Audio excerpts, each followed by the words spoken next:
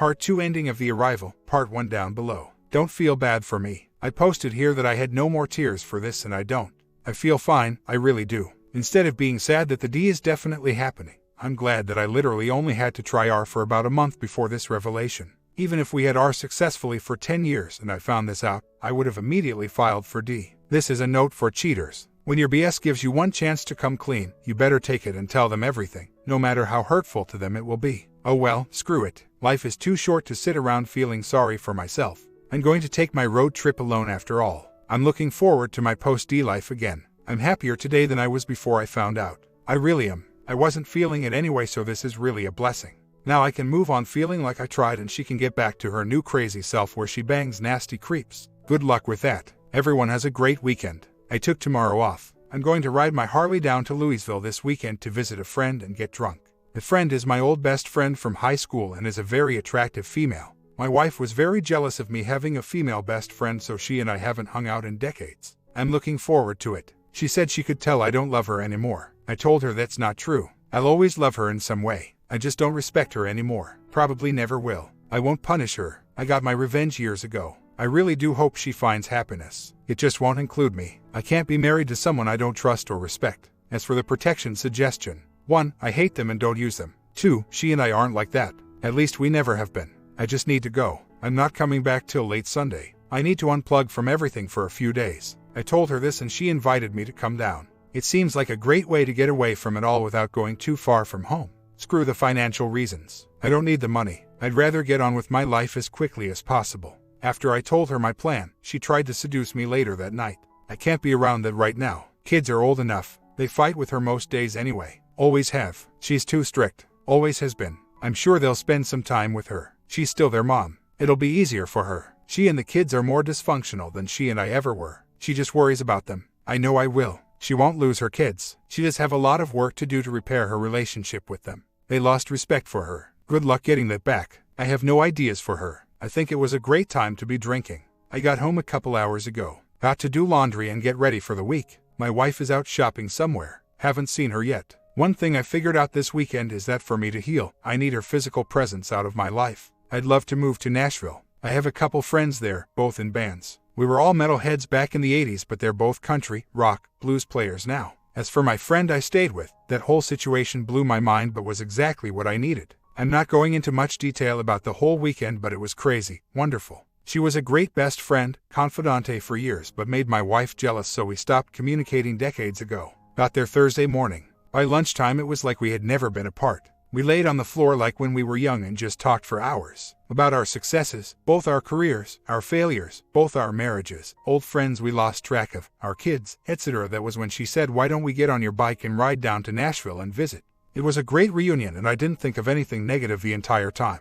I really needed this. She's an amazing woman and I'm definitely going to bring her back into my life. This weekend made me realize how much I missed her. I'm definitely going to rectify that. It was just an amazing weekend with her, a lot of which I'm going to keep private. I have so much logistical crap coming up. I have to dissolve an almost 30-year marriage where everything is in both names. House, cars, insurance, retirement, etc. So much. I'd rather hire someone to do all that and I just show up and sign papers. She told our daughter what happened and tried to explain her side of it. She said that she didn't bring up the love part of the A because she realized it wasn't real, so it would only complicate things to bring it up.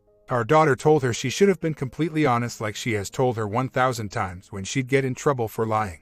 Got to give my daughter props for that. Part of me understands why she lied about that. I do understand damage control and self-preservation. That's why any of us lie. Still, I gave her a chance. She could have wiped the lie slate clean and maybe saved our marriage. No way I can be talked into trying that again. I should have stayed the D course from the beginning, but I felt like I should give it one chance. I don't know what drama lies ahead when she gets home. She texted our DD that she's at a nail place now and will be home in an hour. I don't want to fight about us, a divorce, money, the house, anything. I just don't. We both have good degrees and can support ourselves. Our kids are almost adults, so there's no little ones to fight over. I don't want to fight. I just want to go. Be done with it. Be away from her. I know that I'll feel better much quicker. I was away all weekend and didn't lament over her even for a second.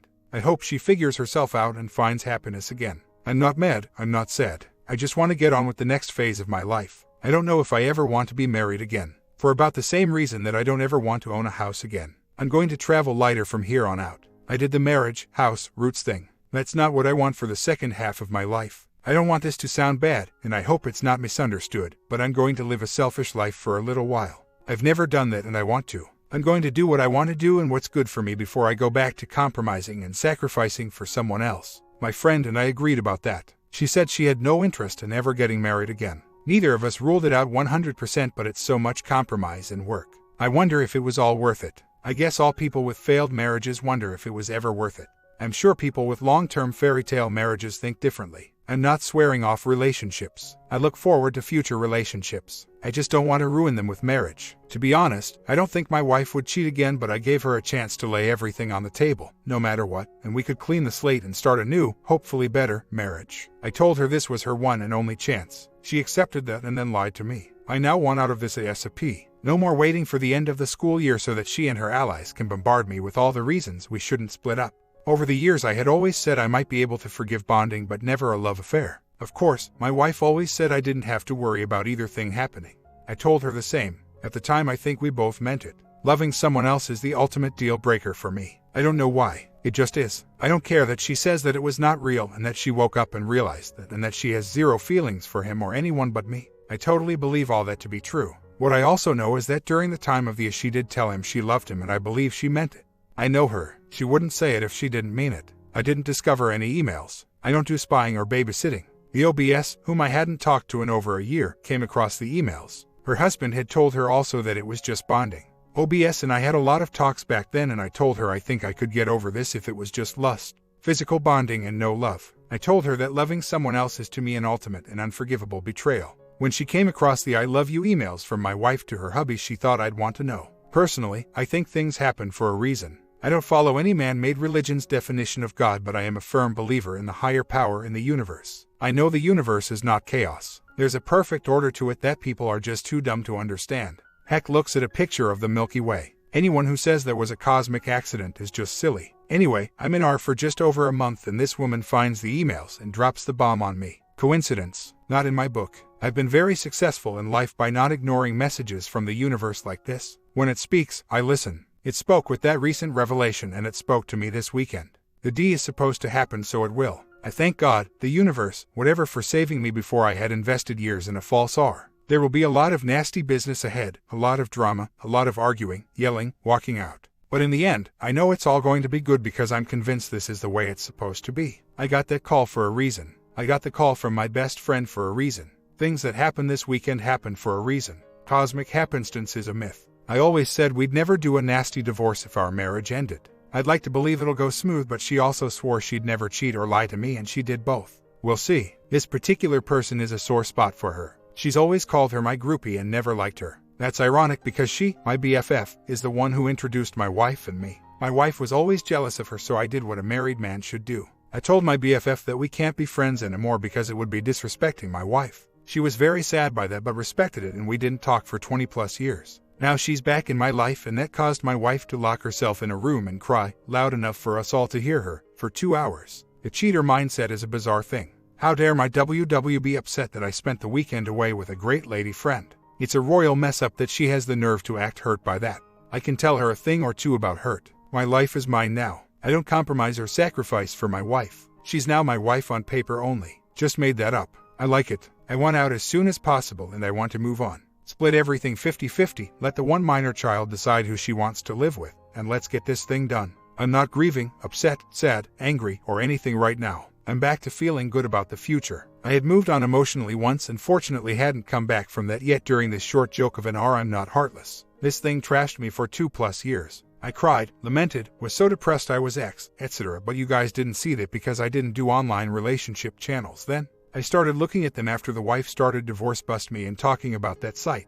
I found these channels as a counter to that site. I was a fan of some of you, screw that B, get divorced videos. I think everything is happening as it's supposed to. New adventures await. OBS, she heard we were going to give it a second shot and wanted to make sure I had the full truth. She wasn't holding out on me. She had just recently come across those emails. I can understand that. There were hundreds of emails to sift through. I read them, she forwarded them to me. My wife is so stupid she couldn't see that he wasn't in love with her. He was just telling her what she wanted to hear to keep those pants off. I think so much less of my wife now. I could never respect her again after being talked out of her pants by such a douche. OBS agreed she couldn't forgive a love affair, so since they're continuing it tells me she believes there was no love on his part, or she has given up all her former values concerning infidelity. It could be the latter. She's very financially dependent on her hubby and they have younger children than we do. It would be much harder for her to do than it will be for me. To be honest, I don't give a crap what her motive was for telling me. I think she was inspired by God, the universe, to do it to save me from making a big mistake. I'm very thankful for it. My wife was going to take that to the grave because she knew how I felt about it. She never won me back. She won a chance to win me back, but she blew that chance. She has done something new. Lied about the love part and was still lying up to the minute I found out. I suddenly decided to dump her because she broke the terms of the second chance. I was very clear that we had to clean the slate. I had to know every detail no matter what. She decided to lie about the love part because she was afraid I wouldn't forgive that, and since she knew she would never do anything like this again, she figured lying about it was our best chance at staying together and moving forward. She figured wrong. My advice to everyone reading this story is, if someone gives you a second chance at anything in life but says you have to be 100% honest with them, then be 100% honest with them. Anything less is just stupid. I thought she might have liked me way back when, but she's the one who introduced me to my wife and was always there as a really good friend. She never tried anything with me, and I didn't try anything with her. Maybe women can tell, and that's why my wife didn't like her. This last weekend after we got to Nashville and retired back to the hotel, she basically attacked me and later said she'd wanted to do that since we were 14. I asked why she didn't and she hesitated for a while but finally said because she loved me, was too scared of being rejected, so she gave in to fear and never let me know how she felt. Now we're both much older. She's divorced, and when I called her out of the blue to tell her what was going on, she said she told herself she wasn't going to let this chance pass by and regret it for another 30 years. I don't know what the future with her, and I don't think we have to worry about that right now. I'm just going to let things unfold naturally but with an open heart, mind. I want to live for myself right now, and this woman in my life is part of me doing that. If my wife wants a nasty divorce, then so be it. The law is the law, and the most she'll get is half of everything. We've both made really good money for the last couple of decades, so there will be no alimony or anything like that. Whoever our Dee wants to live with won't need any child support. There will be no fight from either of us. As for child support, neither of us would want it from the other. Unless something changes, I don't think we'll do a big court thing. It'll be a 50-50 split on assets. I can't imagine what I would be interested in fighting over. She could demand my Harley in the divorce and I'd gladly pass over the keys, and then as soon as the proceedings concluded go directly to the nearest Harley dealership and buy another one. I don't get hung up over stuff. I can always get more stuff. She can have everything we own in the house. I just want out. My freedom. That's all I ask at this point. My comment, OP got what he wanted. He does not want a fake marriage and wants someone's that honest and loyal. Good job. Story 2. Tonight, I realized that it was time for me to share my story, and like others it will be long, and I hope to get my butt kicked in the right direction and the support I need to finally put one foot in front of the other and move on. Thank you for reading it, and thank you for being here and sharing your experiences to help us all know that we aren't alone. Here is my story. My STBX and I have been together for 12 years and married almost 10 years. We have 2 kids and have had our share of ups and downs, but we loved each other and always made it work. We married young at the age of 23 but waited 5 years to have kids. This was my entry when everything first went down after I found out about Ania, so I am going to copy and paste to make it easier. I basically have found out that Jay has been having a relationship with another woman for at least 6 months. I found out and confronted him after getting all the information that I could get, and he only then admitted to it. We have been having problems since around May. We started counseling in Oct and I really thought that it was improving.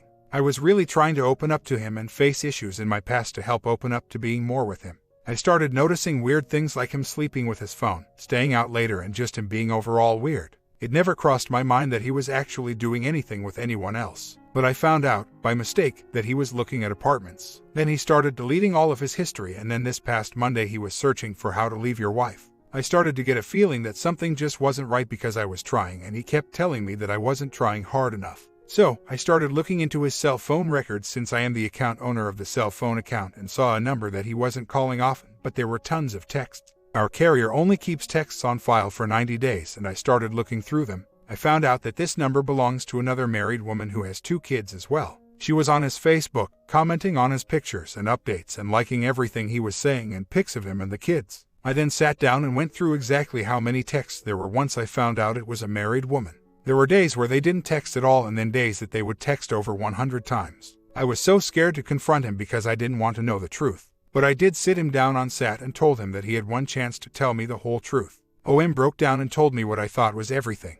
He said that he had been having fun with her and the texts were dirty conversations, but it never went beyond that. I called bullcrap and told him that I didn't believe him. I also told him that I am not sure that I can be married to a man that has decided to have an emotional affair with another woman, even if nothing physical happened. To make this long story shorter, we are now 3 days later and I found out that they did meet out once and kissed, but he keeps saying nothing else happened. I have asked him to leave and he is moving into a friend's apartment that is above his garage. The friend is a millionaire and the apartment is already furnished and his friend isn't going to charge him anything. We went to a counseling session today and he is still blaming me because my actions have led him to look for what was missing for him in our marriage. He tells me he didn't love her and that it wasn't a relationship.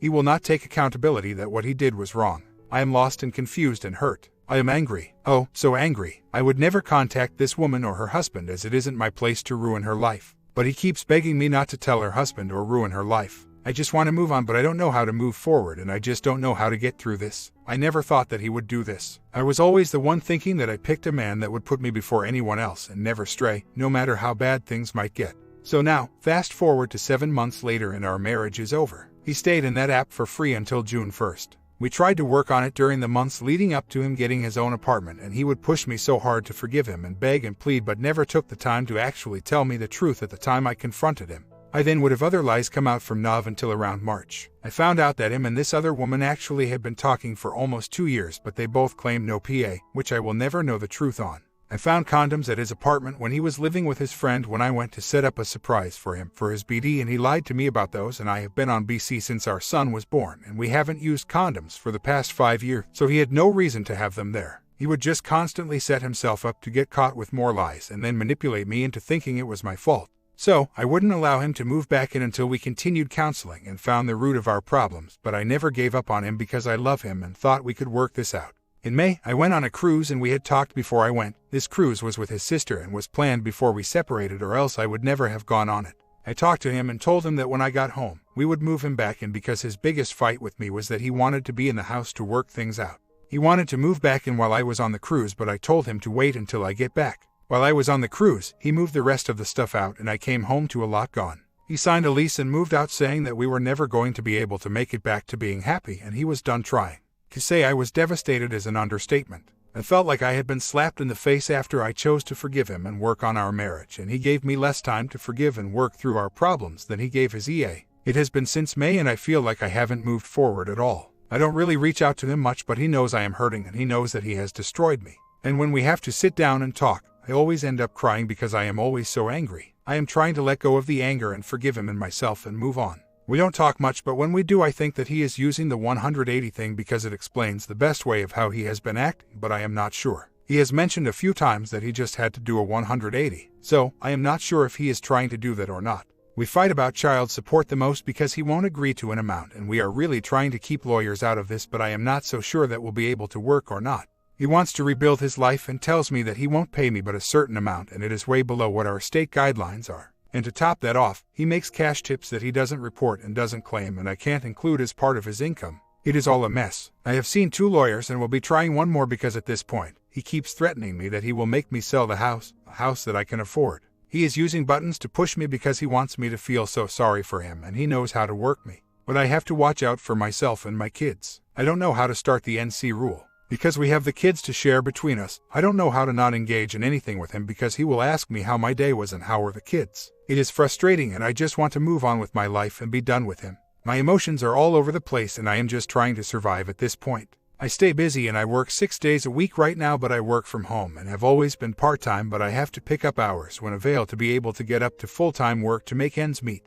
I do not want to argue with my STBX. I know he is manipulative and to keep things at bay with him, I allowed it. This is something that my counselor and I still talk about. I thought when he was holding all of that over my head that I could really end up being forced to sell the house. And the house and truck are in both of our names. I am not against having to get a new car as that wouldn't impact my kids, but having to sell the home would impact them more than what they are already going through. My kids are ages 5 and 3 and all they know is that daddy is now gone and we are here by ourselves. They ask questions and are actually really mad at him, but I am always positive with my kids about their father and never say anything bad at all to them about him.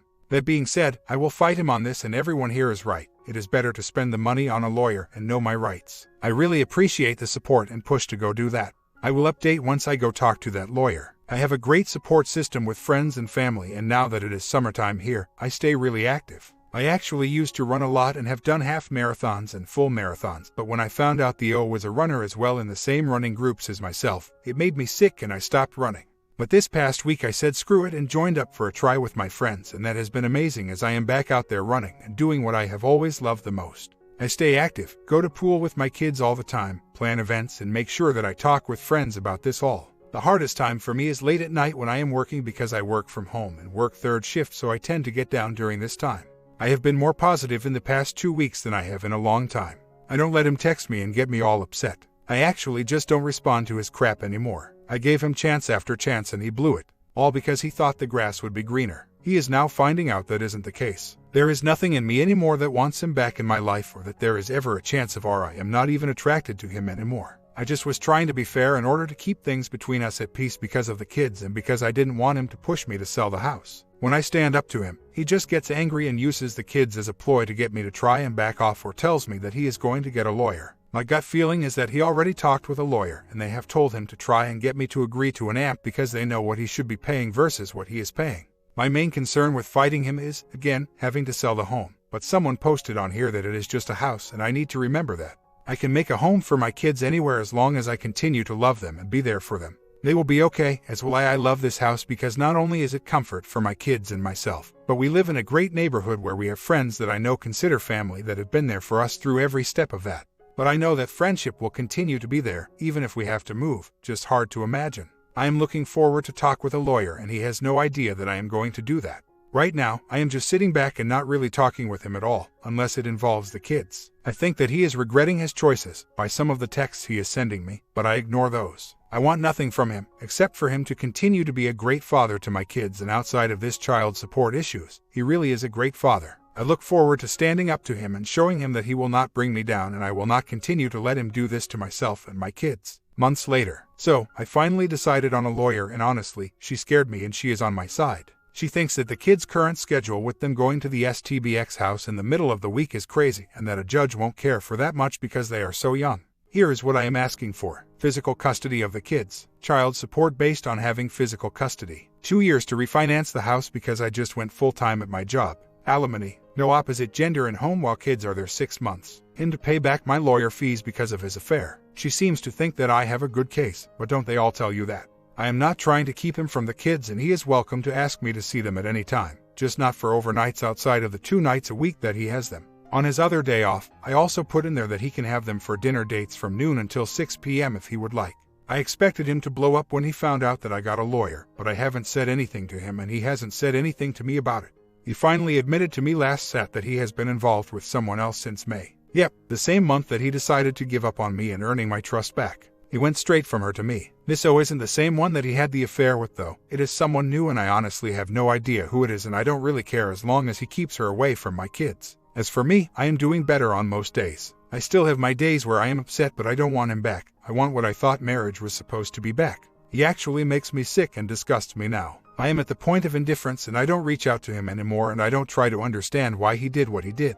I now know that he picked another woman, a rebound, over his family. He can put the blame on me all that he wants, but I know the truth, and I know that I did everything that I could to save my marriage. When this new relationship blows up in his face, because it will, I will be strong enough to tell him to go take a hike. I am sorry that I haven't updated, but I have been working on journaling and making sure that I am being as healthy as I can for myself and my kids. I also started working full-time again, and that has been rough because I work third shift, and although I work from home, I am tired all the time, but it is worth it. Friday, I finally found out that my STBX has been dating someone since May, when he told me that he could no longer wait for me to forgive him and left me. I now know that it was because he started dating his mother's best friend and next-door neighbor. He went out of town about 2 weeks ago, and I had a gut feeling he wasn't telling me the truth on where he was going, but I took care of the kids and worked while he was gone because it was his days to have them. I found out that he didn't go where he said he was going at all and spent the weekend with her because I found pictures of them together and with family at a wedding together. He has lied to me so much, and this just tops it all off. He sent her flowers and put on the note, "I can't wait to hold you in my arms again. I love you." The love muffin. I literally threw up when I read that. He already loves her. Really? This is the same girl that him and his mom used to sit around and talk about how messed up she is and the type of guys that she dates, and my husband is not that type of guy, but they looked so happy together in the pictures, and I can't get that out of my head. I, of course, confronted him on it and he just said he didn't have anything to say. He knows that in our state that dating during separation if we don't have a formal agreement and are not divorced will affect his rights to child custody, alimony, and property division. He asked if I was going to destroy him in court and I said he destroyed himself. I haven't been able to eat since then. I am working out still and will do that to relieve the stress, but I am numb and empty. Couple months later, update. We still have court for custody up and coming but with no set date. I have a good lawyer but one that I feel isn't really fighting for what I want, and I don't know how to tell her what I want because I feel stupid for feeling the way that I do. I want to move back home, an hour away, and being told that I probably won't win that fight because of my ex-work schedule. I am not moving because I want to run away from him or keep the kids away but because I want to go back home. This is where we are bothered from, and be with my friends and family. He has alienated everyone here to where I have no support system because he has told so many lies and I just want to start fresh and get back into a healthy environment. He is fighting me for time with the kids but he only wants the days with them that he is off work and calling that 50% custody, and the worst thing is that he might win because this is the schedule that they have been on in the past year. Even though when they started school, he was supposed to go back to the original schedule but didn't because his lawyer told him not to. He is hiding money because he works in the bar business and can hide cash. He is hiding almost 30 Kelvin in cash a year and I am trying to jump hoops to prove that he has made X amount in the past 3 years. Why all of a sudden is there a decrease? He is lying about the original affair that led to our separation and saying that I have made it all up when he knows that isn't true. Then he is lying about the second O and the fact that he was with her while we were trying to reconcile, and that our marriage had no chance once he allowed her in the picture. When does this stop? When will I be able to let go? I know people say to just move on and do things for myself and my kids, and I do that on a daily basis. But there is always this bad feeling in me and anger, and I don't know when that will go away. So, the day that I have been dreading is coming tomorrow. I have to be face to face with the O-2. This woman, if you haven't read my story, is not the one that my ex cheated on me with while we were married. This was option number 2 if I didn't forgive him for the first affair with O-1 on his timetable. And when I didn't, he went to her, literally the day that he told me it was over and that he was leaving.